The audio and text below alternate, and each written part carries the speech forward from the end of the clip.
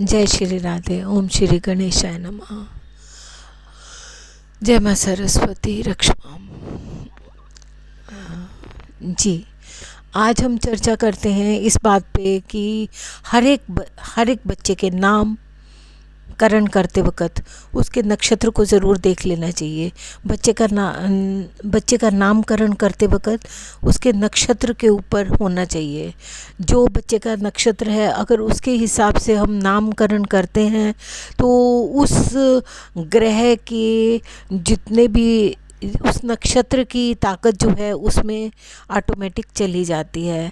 जैसे हम किसी का राधा नाम है या किसी का बिंदिया नाम है या किसी का मीना नाम है, अगर हम उसे संबोधित करते हैं मीना, तो इमीडिएट वो जो है उसकी जो मीना नाम की औरत है या लड़की है, इमीडिएट काफ़ी चैतन्य अवस्था में आ जाती है।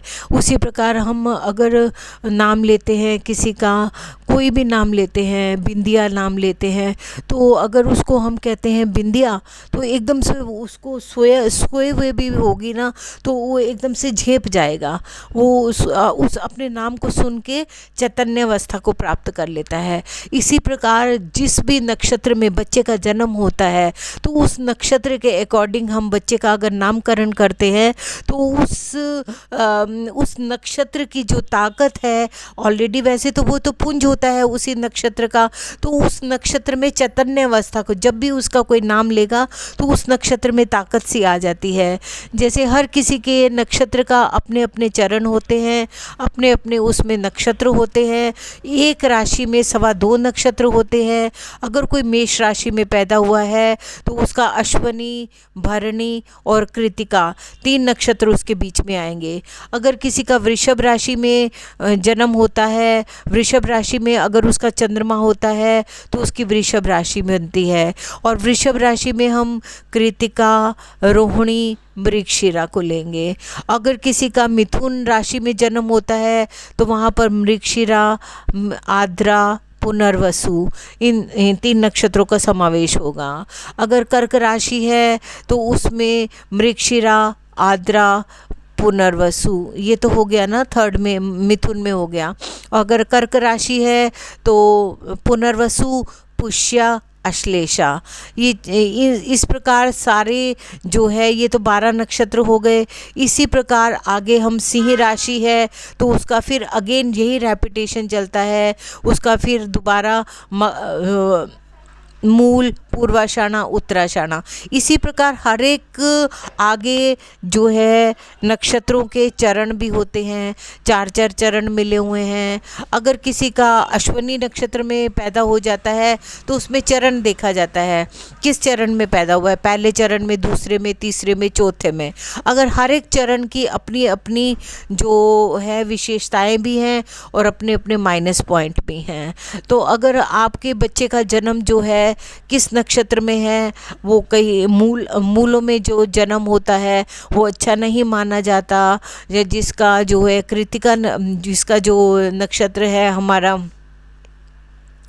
केतु के नक्षत्र के 4थे चरण में हो, या उससे या हमारे सिंह राशि के पहले चरण में हो जाता है, तो वो बीच का चरण आ जाता है, जहाँ पर एक राशि ख़त्म होती है और दूसरी राशि शुरू होती है, तो वो एक बीच का जो है पीरियड आ जाता है।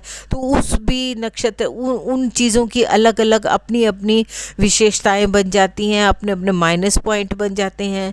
कोई पिता पे भारी होती है, कोई माता पे भारी हो जाते हैं। इस प्रकार अगर आपके घर में भी किसी बच्चे ने जन्म लिया है तो उसके जन्म के नक्षत्र के अकॉर्डिंग ही हमें उनका नामकरण करना चाहिए। और इसी प्रकार जब वर वधू मिलान करते हैं तो हमें मिलान से पहले ज़रूर देख लेने चाहिए दूसरा बच्चा किस नक्षत्र का है। अगर वो उसके नक्षत्र पे भारी तो नहीं है, आपस में नक्षत्र का भी जैसे जल और अग्नि का मेल नहीं होता। जो अग्नि है, अग्नि और जल का आपस में संपर्क होगा तो अग्नि जो जिस प्रकार जल जो है अग्नि को बुझा देता है, उसी प्रकार अगर हस्बैंड वाइफ होंगे तो अगर दोनों का अग्नि तत्व होगा तो दोनों ही खूब लड़ाई झगड़ा करेंगे। अगर ये आपस में शत्रु हैं, अग्नि और जल आपस में परम शत्रु हैं, और अग्नि और वायु भी परम शत्रु हैं। जहाँ पर अग्नि है तो वहाँ पर जो वायु मंगल का समावेश हो जाता है तो अग्नि भड़क जाती है।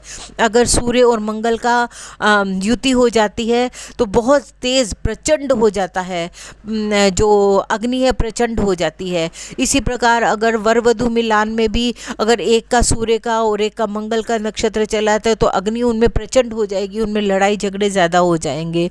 इसी प्रकार हमें वर वधु मिलान करने के लिए भी आपस में कुंडली मिलान ज़रूर कर लेना चाहिए। अगर किसी को भी अपने बच्चे का जन्म के नाम नक्षत्र को जानना है तो मुझसे संपर्क कर सकते हैं 9315828598। Thank you so much.